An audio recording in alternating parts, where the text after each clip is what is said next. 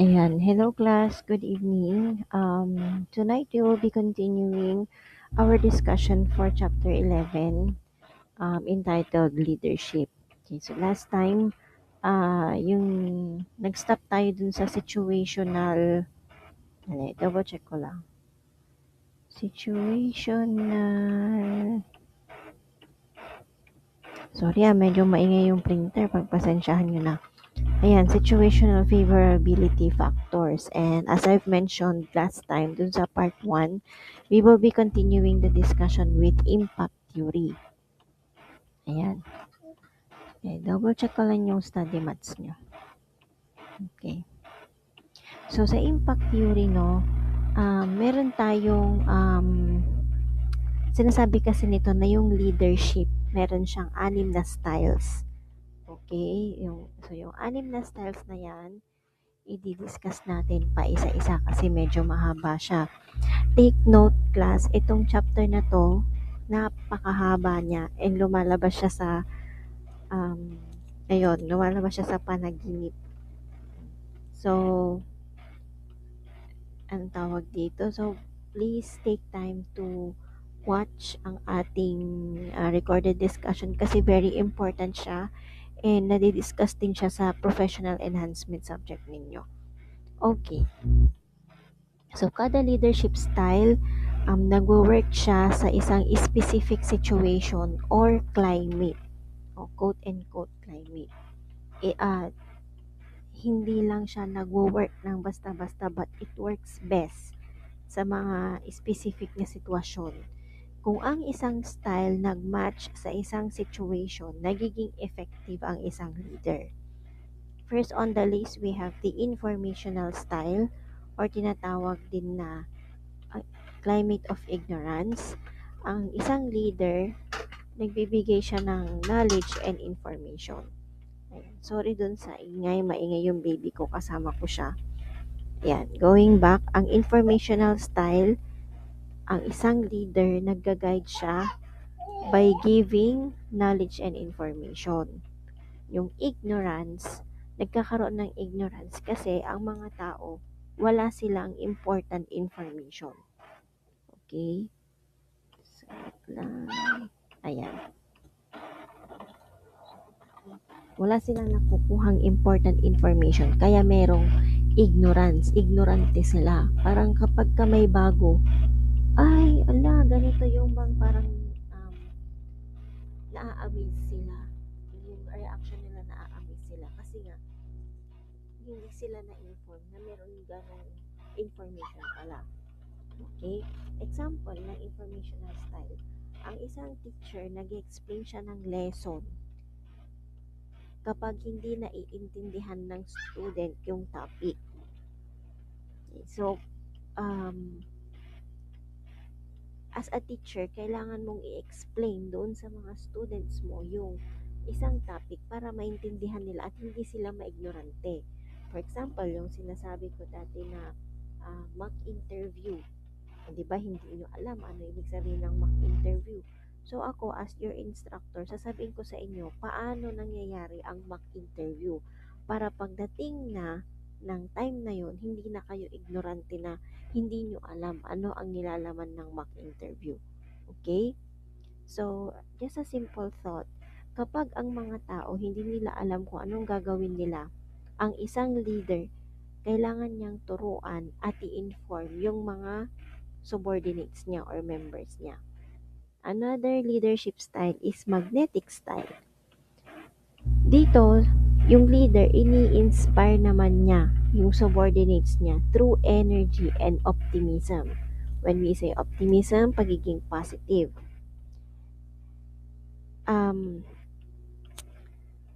Kung merong ignorance sa informational style, meron namang despair sa magnetic style. Kapag ang tao nakaramdam sila ng despair doon sa leader nila, feeling nila hopeless sila or they are unmotivated.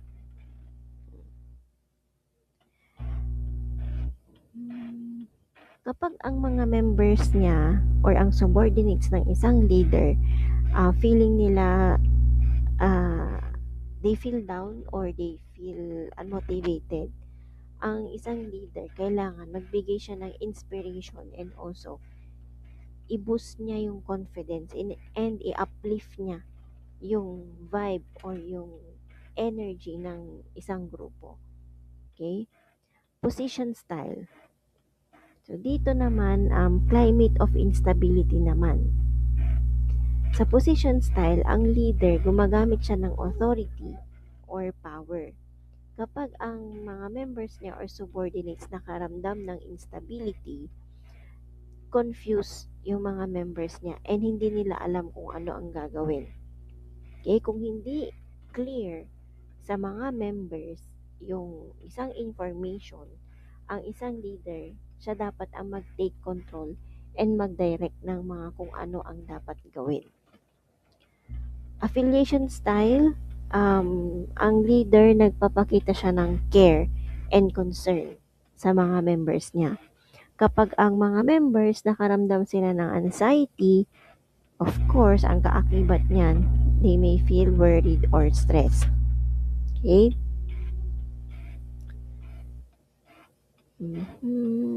Coercive style, another type of leadership style. Ang isang leader, gumagamit siya ng rules, gumagamit siya ng rewards and punishment. Kapag ang members niya nakaramdam ng crisis, merong nagkakaroon ng serious and urgent situation. So, ibig sabihin, kapag may mga emergency situations or urgent na sitwasyon, kailangan may quick decisions na gagawin ng isang leader. Coercive. May coercive, hindi naman siya pamimilit. Parang ang pangit naman pag pamimilit. Parang ang sinasabi niyan is it's a must. Kapag ka may ganitong sitwasyon, kailangan gawin mo na to. Wala nang patumpik-tumpik pa. Parang ganun. Mabilisan. With strictness and also with control. Tactical style, ang isang leader nagpo-focus siya sa planning and strategy. Kapag ka nakita ng mga members niya na ang leader nila ay disorganized, hindi nila alam kung paano gagamitin yung resources properly. So, if things are messy and unorganized, ang isang leader kailangan magkaroon siya ng plano at structure. Okay? So, walang dito sa anim na leadership style, no? Ni isa dito walang masasabing ano ang pinaka the best. Lahat sila actually the best. Depende na lang yan sa isang leader kung paano niya, anong gagamitin niyang style. Paano magiging effective yon, no? So, ang best leaders instead, they understand the situation and nag-a-adjust sila dun sa style para mag-fit sa current situation. Okay?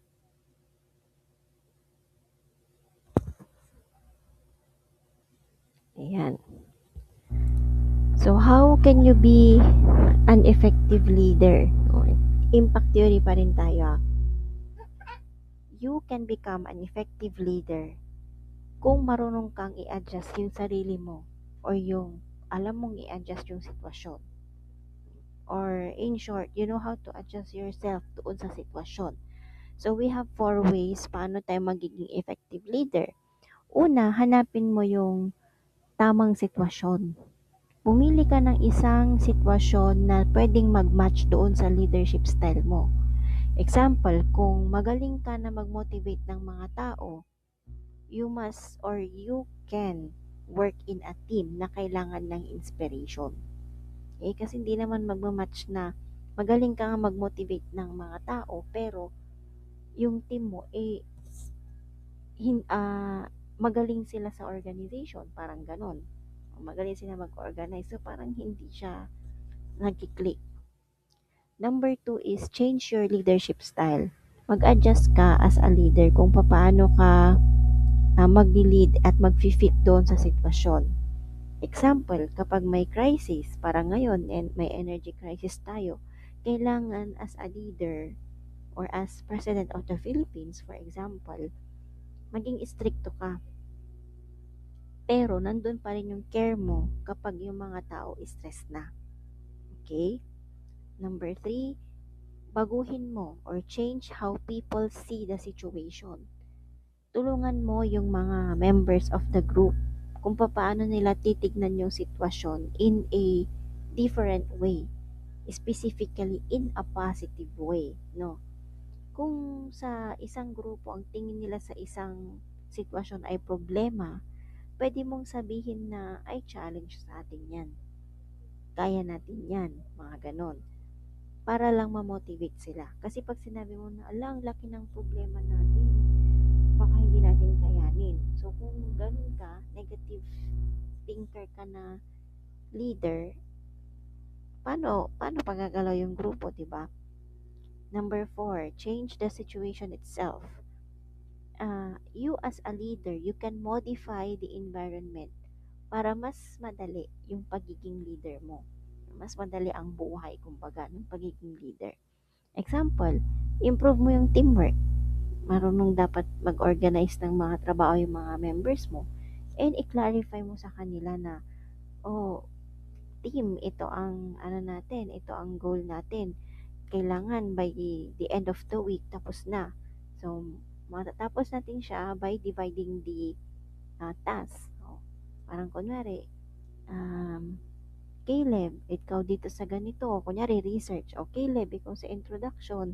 O, Tiffany, ikaw sa statement of the problem. Ikaw, James, sa theories, mga ganun ba? Para mas madali. Now, ang effective leaders, they are flexible and they are able to use different leadership styles depende sa sitwasyon. Okay, subordinate ability or ano nga ba ang role ng ating mga followers or members? Ang leadership, hindi lang siya tungkol sa leader. Depende yan doon sa followers. So, sinabi ko kanina, leaders are effective kapag flexible sila. Meaning, pwede din na ang mga followers or ang mga members pinagkakatiwalaan at sinusuportahan sila ng leader nila. And yung goals, malinaw at beneficial doon sa mga members niya. Kailangan ang leader, marunong siyang mag-adapt. A-D-A-P-T, adapt. Doon sa pangangailangan and ability ng mga members niya. Okay? Ayan.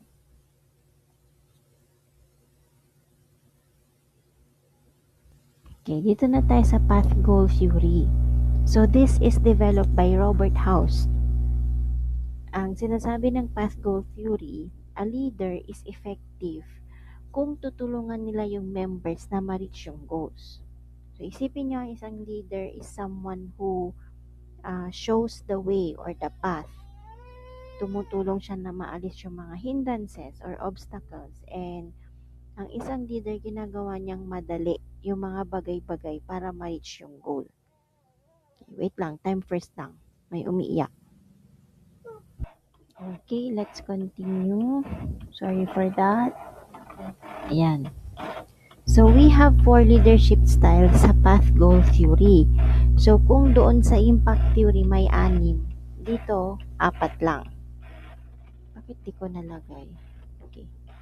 Anyway, 4 yan. So, una, we have the instrumental style or it is being directive. Yung leader, meron siyang plano, organize siya, and nagbibigay siya ng instructions. So, ginagamit ang instrumental style kapag hindi malinaw or confusing yung isang task. So, you as a leader, sasabihin mo kung anong gagawin nila. For example, sa research, apply na lang natin, leader ka. Anong gagawin mo? Bigyan mo sila ng kanya-kanyang assignments. Kasi, hindi yan sila gagalaw kapag you as a leader, hindi mo sila binigyan ng clear na gagawin nila. Para hindi madoble-doble din yung trabaho. Another is being, supportive style. Kailangan ang isang leader is friendly and caring.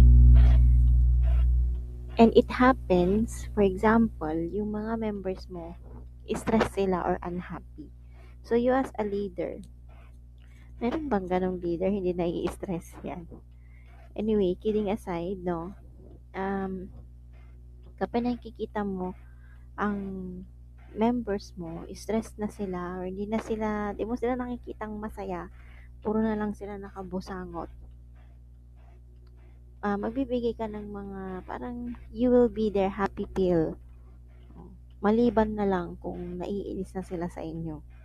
You will never be a happy pill kung ganon, kung kinabibisitan ka nila. Okay? So you as a leader under supported style, you must take care of your members. Okay. Third is participative style. Ang leader, sinasama niya or ah, kabilang ang mga empleyado tuloy. Tama, empleyado or members sa decision making. And ang mga employees kasi, gusto nila, kapag skilled sila, gusto rin nila kasama sila sa mga activities or sa mga desisyon. Yan. Laging gusto nila meron silang participation. Kaya participative style as a leader. Okay? Isama mo sila sa mga decision making mo. Another is achievement-oriented style. Ang isang leader nagsiset yan ng challenging goals and laging nag expect ng high performance. Kaya nangyayari ito or ginagamit ang achievement-oriented style kapag ka-motivated ang mga members or ang mga employees. Hindi lang dapat motivated, they are also capable na gawin ang isang challenge. Okay, parang sinasabihan mo na, oh sige, push lang ng push, alam kong kaya nyo yan. Mga ganon. Hmm, wait lang okay. So, how do leaders act or how leaders should act? So, according to House and Mitchell, to be effective, ang mga leaders kailangan naiintindihan nila yung pangangailangan ng employees nila. They should be able to give reward for the good performance and help find or yung pinaka the best na paraan para ma-reach yung goals nila, and also remove problems or obstacles. Change it to a into a more positively sound na ah, sitwasyon. Lang, saan na tayo? Path goal. Ayan, dito na tayo kay situational leadership theory. So this is developed by Paul Hersey and Ken Blanchard. Ang mga leaders daw, kailangan nilang baguhin yung leadership style nila depende sa sitwasyon and depende sa members or followers. Kailangan ready daw ang mga followers sila. So, meron tayong follower readiness. Importante itong factor na to because of their ability or yung skills nila and yung willingness nila or motivation na tumulong sa'yo as a leader. And under situational leadership theory, we have 4 leadership styles based on followers. Una, delegating. Ang mga followers, they are able and they are willing. So, ikaw na leader, magbibigay ka ngayon ng full responsibility. Ikaw kasi ang may dala sa grupo mo. Okay? Directing, ang mga followers, they are unable and willing. Unable and willing, wala silang ability, wala silang motivation. So, as a leader, bibigyan mo sila ng clear instructions and close supervision. Nakabantay ka. Okay? Number 3, supporting. Ang mga followers or members, they are willing pero unable. Ibig sabihin, may motivation silang matuto pero wala silang abilidad. So, ikaw na leader, tuturuan mo sila, i-guide mo sila. Okay?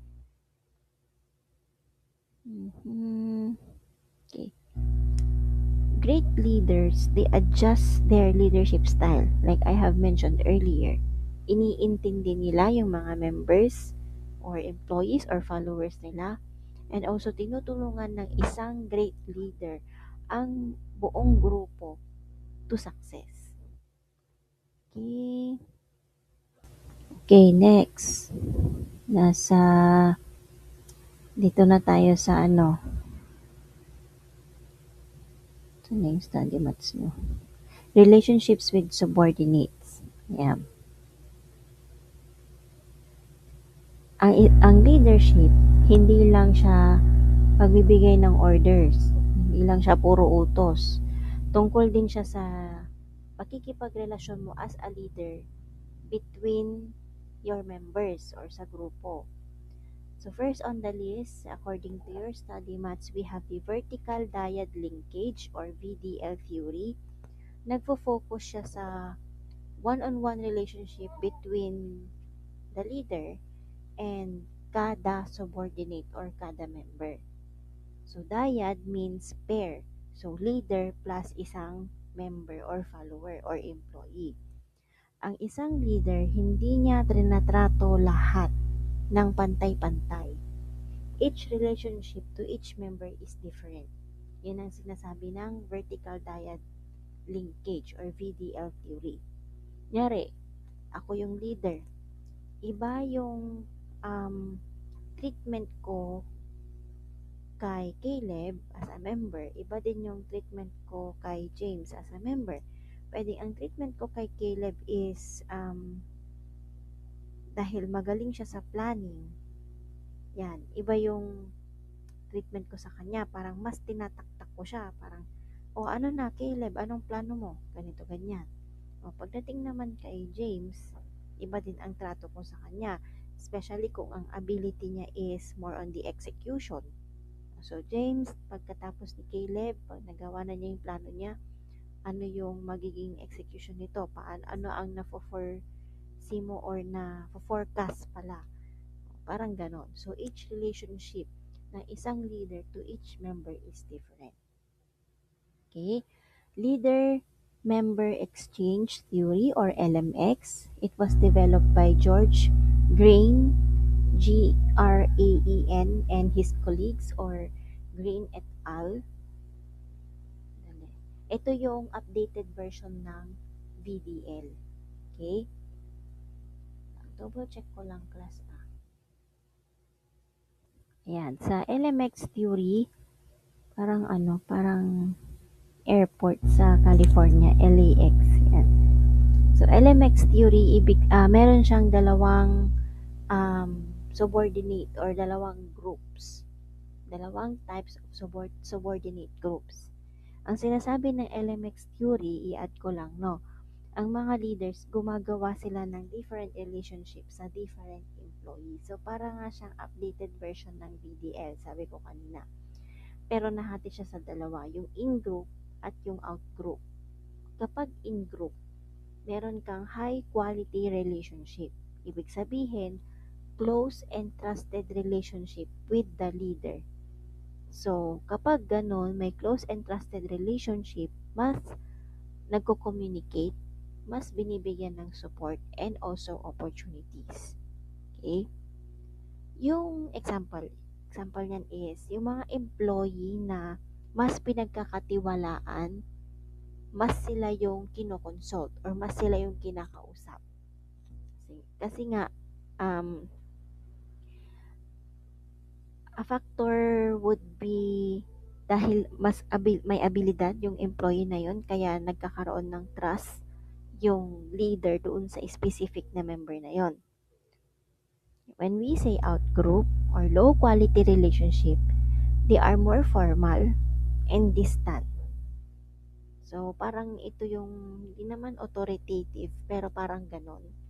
Ang isang leader, magbibigay yan ng direct orders, and yung mga employees or members, binibigyan niya ng less involvement doon sa mga decisions. So, pag ganon, out-group, no, ang mga empleyado, oo lang sila sa instructions, ginagawa naman nila. Kaya lang parang there's a gap between the leader and the member. Kasi nga ganon yung relationship. So, leaders, they can naturally treat people differently, pero pwede makaapekto yun sa performance, motivation, and fairness sa workplace. Okay? Kahit na ang leader gusto niyang tumulong, makakapagbigay lang siya ng suporta sa team if they also have a good relationship doon sa boss nila. Okay? ang leadership, it works in levels, hindi lang one direction. One direction, diba? Hindi lang siya one direction. So, ibig sabihin, kapag okay ka na sa level 1 is parang planning, ganun siguro, ganyan.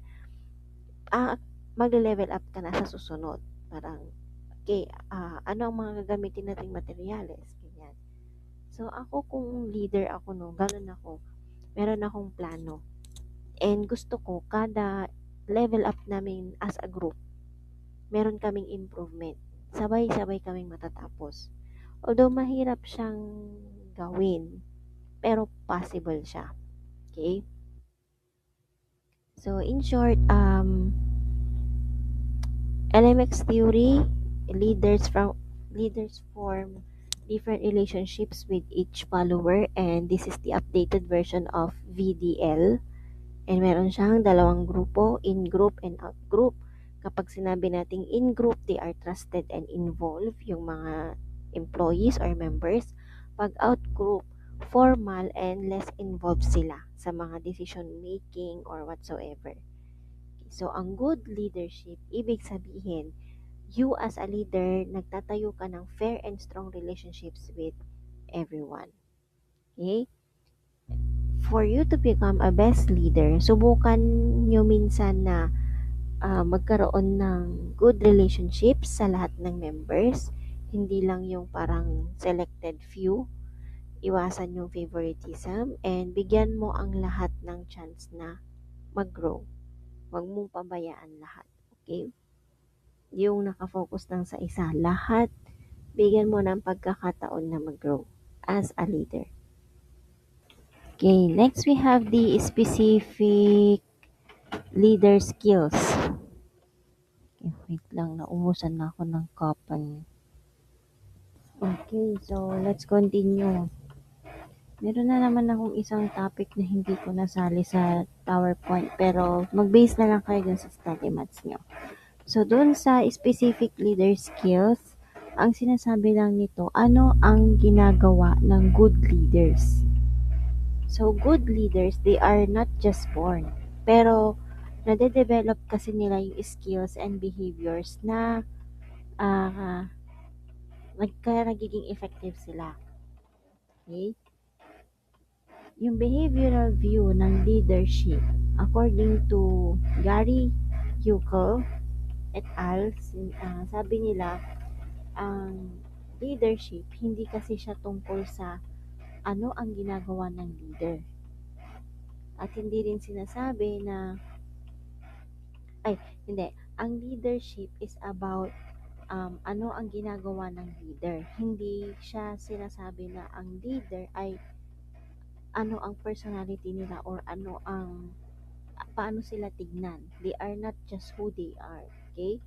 Inaalam natin sa leadership kung ano ang ginagawa nila. So, ang mga common skills ng effective leaders, usually, meron silang mga ideas and nagsasuggest sila ng improvements. Meron silang goals, clear goals na siniset nila. And they build relationship by informally interacting with the employees. Meron din silang reward or discipline kung kinakailangan. Good leaders also support and defend their team kahit na medyo may konting problema sa grupo, ganun talaga. And they make decisions.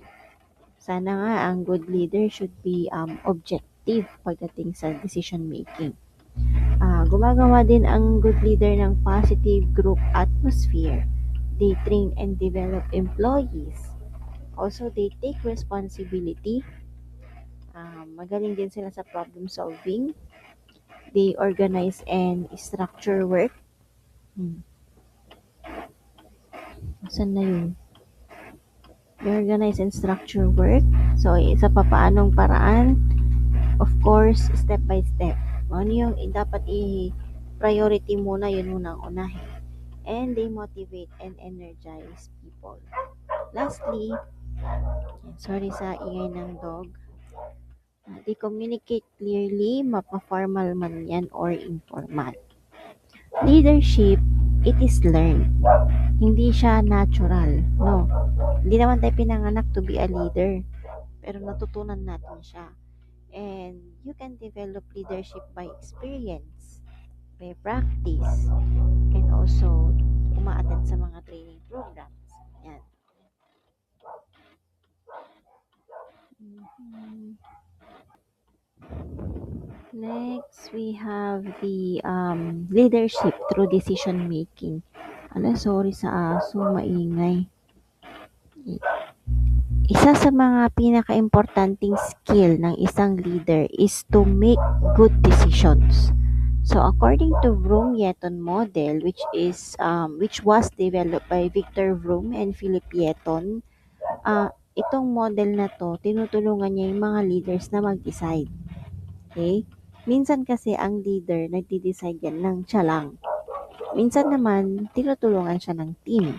Depende ulit sa sitwasyon. So, ang Broom-Yetton model, para siyang guide or flowchart para matulungan yung leaders na mamili kung kailangan ba magde-decide sila na sila lang or magtatanong sila ng input doon sa grupo or pwede din na yung grupo ang mag-decide. Okay? So, good leaders, alam nila kung kailan dapat mag-decide ng sila lang and kailan din dapat i-involve yung mga members. Okay. Next, we have leadership through contact or the management by walking around. Wait lang, ingay ng aso. Okay, doon na tayo sa aso. Ayan. Sa management by walking around or MBWA. Ang mga leaders, according to this theory,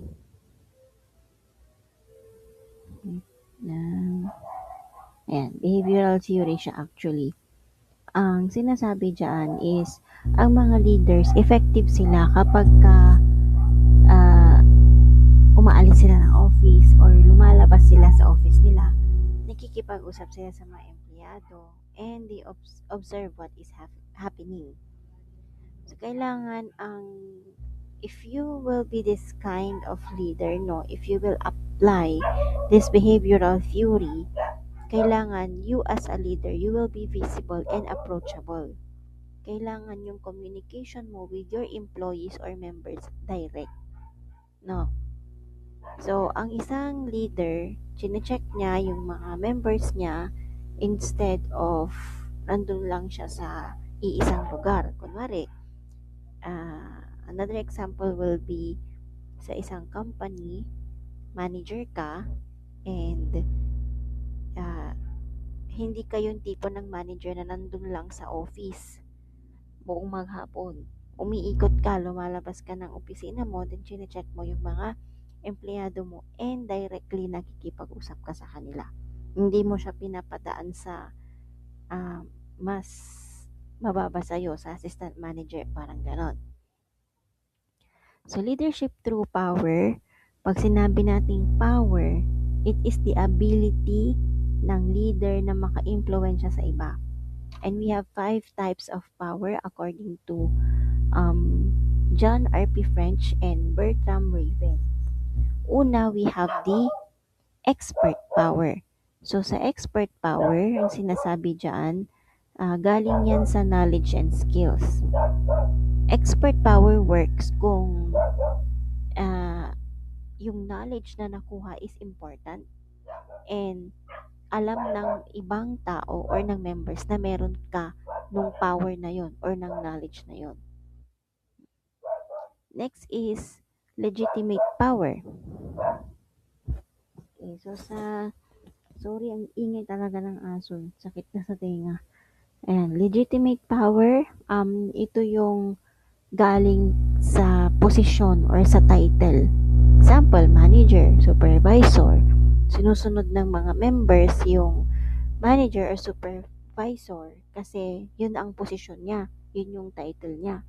Pero hindi all the time they feel satisfied doon sa manager nila. Meron lang siyang legitimate power. Reward power naman, ang sinasabi diyan, yung abilidad ng isang leader na magbigay ng rewards. Example, yung manager or CEO, magbibigay siya ng salary increase, merong promotion, and so on. So, yung coercive power naman, ability to punish. Magbibigay ng warnings, demotion, yan, yung mga yan. Suspension, termination, mga ganyan. Referent power, it is being liked and respected, kagalang-galang. So, nakukuha itong respeto because maybe mabait ka na manager or leader, madalas kang tumulong sa mga kasama mo, and supportive ka. Okay? Yan yung mga basis of power natin. Okay, dito na tayo sa transactional versus transformational leadership. So, dito tayo muna sa transformational. Isa-isahin natin. So, sa transformational leadership, ang leader, pwede siyang mag-group into two types. Yan. So, we have the transactional and transformational. Ano ba yun? Paulit-ulit ako. So, kapag sinabi nating transformational leadership, ang leader nagfo-focus siya sa performance, sa rewards, and also sa rules. So, ano ang ginagawa ng transactional leadership? Meron silang sineset na clear goals, they monitor yung performance ng mga employees nila or ng members nila, and they give rewards or punishments. And we have three types of transactional leadership. Una, yung contingent reward. Nagbibigay siya ng reward doon sa members niya or sa employees dahil meron silang excellent job. Example ng contingent reward, merong bonus kasi na-meet nila yung target sales nila, ganyan. Or bonus doon sa perfect attendance, mga ganon. Another type of transactional leadership is management by exception, na kung saan ang leader nakamonitor siya lagi. And kapag may nakita siyang mali, kinokorek niya agad-agad. Di na niya pinapatagal.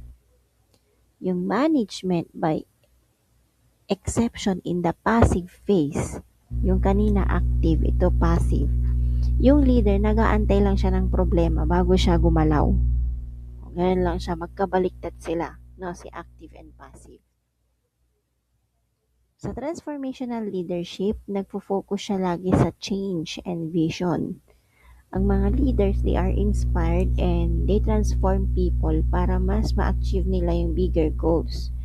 Ang ginagawa nila, binabago nila yung goals, yung attitudes, yung values ng members nila or ng employees nila. And madalas, ang mga transformational leaders, they are described as visionary, inspirational, charismatic, mga ganyan. And under transformational leadership, meron tayong three main characteristics. Una, we have charisma or being an inspiration. So, a charismatic leader has a strong vision, meron siyang high values, and minomotivate niya yung mga members niya or employees niya with enthusiasm. Enthusiastic siya, kumbaga. Next, we have the intellectual simulation, na kung saan yung leader na to, ini-encourage niya yung employees niya sa mga bagong ideas, creativity, and critical thinking. And lastly, individual consideration, na kung saan yung leader na to, meron siyang care for every member or every employee. And kino-coach niya, tinuturuan niya, and sinusuportahan niya each employee for their individual growth. So, paano tayo magiging transformational leader? So, una, according to Gary Yukel, we have to create a clear vision. Ano nga ba yung plano mo para ma-reach mo tong goal na to? Another is make a plan to achieve it. Of course, hindi ka naman pwedeng gumawa ng isang bagay na wala kang plano. For example, pupunta ka ng Baguio pero wala kang plano. Hindi siya magiging effective, no? Communicate the vision clearly. So, for example, sinabi mo sa grupo na Okay team, ito yung gusto kong makita at the end of our project. Makikilala tayo sa buong mundo. Yun, vision. Also be confident and optimistic. So as a transformational leader, kailangan hindi ka mahiyain. Hindi naman sinasabi na you will not talk all the time, pero kapag meron kang information, kaya mo siyang i-deliver in a confident way and in an optimistic or positive way. Another is maniwala ka sa mga members mo if you are a transformational leader. And also, always start with small successes. Kung kunwari, um, na-meet ng buong team mo yung perfect attendance for the month, that is a small success. So, there is a bigger chance na ang team mo, pwede din silang magkaroon ng bigger success. Okay? Next is celebrate achievements. O dahil nga perfect attendance ang team, anong mga gagawin ninyo? Of course, you may eat out, ganyan, coffee, gano'n. And as a transformational leader, be an example, be the role model. And use symbols, slogans, and actions para ma-reinforce yung values. What makes great leaders different? So according to James Hunt and Robert Lane, may 5 qualities ang mga good leaders. So una, vision. Alam nila kung saan sila papunta. Okay, another is differentiation. Alam nila na they stand out from others. Number 3, values. Meron silang strong beliefs na kaya nilang mag-lead. Number 4, communication. Sinishare nila yung vision nila in a good manner and in a clear way. Number 5, flaws. Meron silang weakness which makes them human. Hindi sila perfect. Okay? So, having small flaws, nagiging relatable ang isang leader. Okay, dito na tayo sa authentic leadership. Yan. Medyo malapit na tayong matapos. Authentic leadership means being real as a leader. This is promoted by Bill George. Ang good leader, according to authentic leadership, kailangan honest siya and totoo sila sa mga sarili nila. And they can lead to serve others, hindi lang para sa personal gain. So, ano ang ginagawa ng mga authentic leaders? Alam nila yung values and beliefs nila. Gumagawa sila or gumagalaw sila base sa paniniwala nila kung ano ang tama. Hindi rin nila kinokopya yung style ng ibang leader. And they lead with genuine care. Di yung plastic-plastic. Okay? Ang isang authentic leader, meron siyang self-awareness. Iniintindi nila yung strength, yung weaknesses, and values ng kanilang members. Ang other terms ng authentic leadership is, according to Carrie Dominguez, it is leading with your heart or appreciative leadership. Okay? We have different, we have cultural differences in leadership, and this is known also as the Project Globe. So, what is Project Globe? Project Globe, it is a global study na tinitignan yung differences and similarities between cultures and kung bakit itong mga differences na to nag-exist sila. So, we have 9 cultural dimensions. I-simplify ko na lang siya, no? Wait, double check ko yung study mats nyo. Ayan. So, sa una, yung uncertainty avoidance, ang tanong lang dyan or ang sinasabi lang dyan, yung mga tao ba gusto nila ng clear rules or hindi? Pag power distance naman, yung mga leaders ba napaka-powerful nila unlike sa ibang leaders? Pag social collectivism, ang mga leaders ba, nagsishare sila ng resources as a group or kanya-kanya lang? In-group collectivism, ang mga tao ba, loyal ba sila sa grupo? Or anong tawag ito? Merong espiya, kumbaga. Pag gender egalitarianism, meron bang gender equality? Yan. Assertiveness, ang mga tao ba or ang members ba, they are direct and competitive or wala silang pakialam. Future orientation naman, ang mga tao ba or members, they plan ahead or mahilig silang mag-cramming, kumbaga. Performance orientation, ang kapag ka merong success and improvement, nabibigyan ba ng reward ang members? And pag humane orientation, ang mga members ba, are they caring and kind? Yun yung mga questions or pwede nyong isipin kapag 9 cultural dimensions. And we have 6 leadership styles across cultures. So una, we have the charismatic style wherein a leader, they inspire people and meron siyang vision and strong values. Pag self-protective style naman, nagfo-focus ang isang leader sa status, sa rules, and also paano isi-save yung grupo or paano niya isi-save yung sarili niya. Humane style, these leaders are mabait, they are caring, and matulungin sila. Pag team-oriented style leader naman, nagfo-focus siya sa team and sa cooperation. Participative style, gusto niya yung mga members niya kasali sa decision making niya. And autonomous style, they are independent and gumagawa lang sila ng desisyon ng sarili nila. Hindi niya kinukuha yung opinion ng mga team niya. Okay?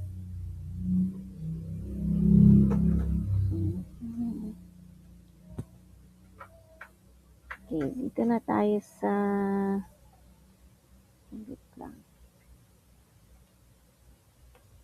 I think this is the last part. Ayan. So, where are we today? Ang leadership, it is not just one thing, pero combination siya ng traits and skills, the leader itself, yung situation, ano ang nangyayari, and yung members, ano yung pangangailangan nila and personality.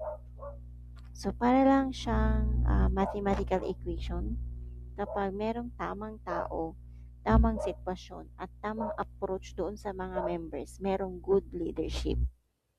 And we have 3 important assumptions. Okay, wait lang .